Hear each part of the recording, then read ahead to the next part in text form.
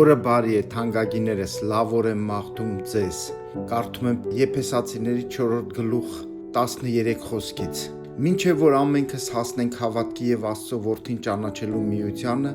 եւ կատարյալ մարդ լինենք Քրիստոսի կատարյալ հասակի չափովը, որ այլևս երեխա չլինենք, երերված ու տատանված վարդապետության ամեն քամուցը մարդկանց խաբեբայությունով, որ մոլորեցնեն խաբեբայության խորամանկությունովը։ Թանկագիներս, այս կյանքում բոլորն էլ ուզում են կայանան, կայացած մարդիկ լինեն, թե հոգևոր, թե ֆիզիկական,